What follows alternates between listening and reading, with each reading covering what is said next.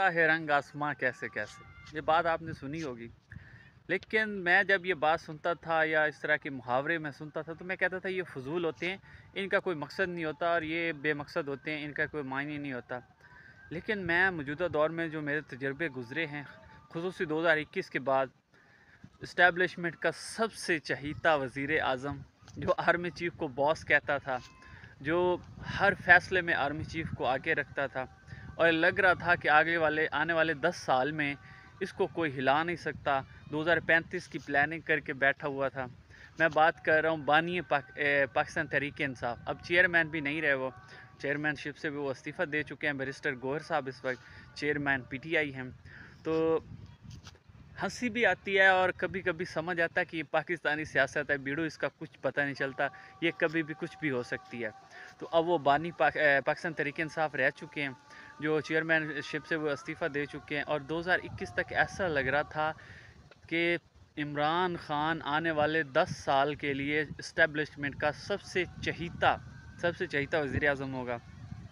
जिस तरह के मैमल डैम, फलां डैम, ये हो रहा है, वो हो रहा है, ये स्कीम, वो स्कीम, हर मामले में आर्मी चीफ साथ जा रहा है। रिसेप्शन में आप सबको याद हो, शेख सलमान जो सऊदी वलीअहद थे, वो आया था, तो आर्मी चीफ बाकायदा गाइड कर रहे थे कि ये है, ये है, ये है।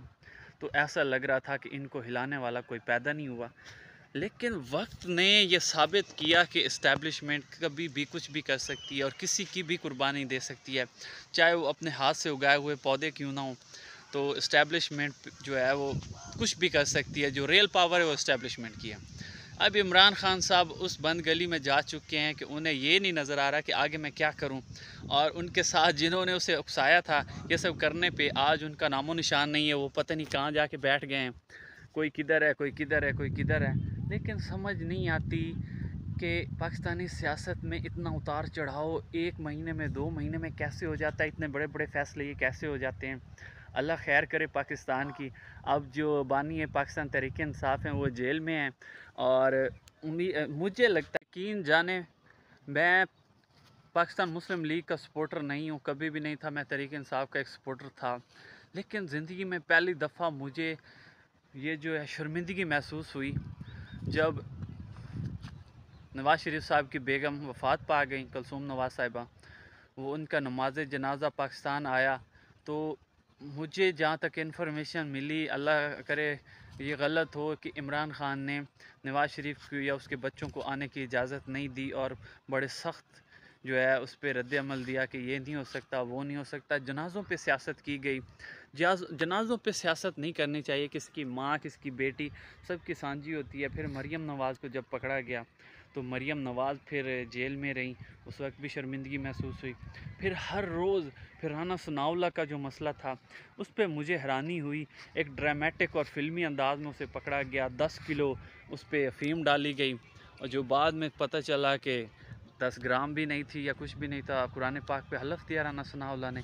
तो ये जब सारे मामला चल रहे थे ना, तो मुझे शर्मिंदगी महसूस हो रही थी कि वो शख्स जिसे हम लेके आए थे कि ये कोई चेंज लेके आएगा, वो थानेदार चोर, थानेदार चोर, थानेदार चोर खेल रहा है, और हम जो है कठपुतली बन के देख रहे हैं। ये नहीं कि महंगाई आज है, महंगाई उस वक्त भी थी। ये नहीं कह सकते कि महंगाई जो है नवाज़ शरीफ ने की या शहबाज शरीफ ने की। तो मुझे सारे आंकड़े याद हैं, मैं इंसाफ की बात करूँगा। मैं ये नहीं कह रहा कि मैं वोट आज भी पाकिस्तान तहरीक इंसाफ का मैं उसी को दूँगा, लेकिन कहने का मकसद ये है कि कभी भी गरूर में आकर, कभी भी गरूर में ऐसा ना करो कि कल को वो भुगतना पड़े। मुझे याद है अता तारड़ कहता था कि उतना जुल्म करो जितना बर्दाश्त कर सको। थिंक कि कोई भी चीज़ हरफ आखिर नहीं होती, और इस्टेब्लिशमेंट के साथ पंगा लेके इस मुल्क की सियासत में ज़िंदा रहना मुश्किल है। बेशक आपका नौजवान वोटर है, जो भी है, 7,000 वोटर आप कहते हैं कि आपके इतने जो है कारकुनान वो अभी तक जेलों में। कोई एक बंदा, शेख रशीद के अलावा मुझे कोई एक बंदा आके बता दे उन बेचारों को किसी ने बात की जिनके दिमाग आपने वाइट वाश किए थे, उनको इस तरफ इनकलाब पे लेके आए थे। क्या उन इनकलाबियों की भी कभी किसी ने बात की है? क्या बैरिस्टर गौहर ने बात की है, क्या पाकिस्तान तहरीक इंसाफ के जो बानी थे उन्होंने बात की है, किसी रहनुमा ने बात की है? शेख रशीद जो दूसरी पार्टी का है, वो जब ये सब कुछ देख के बाहर आया तो उसने सबसे पहले ये कहा है कि जो अंदर है मैं उनकी बात करूँगा।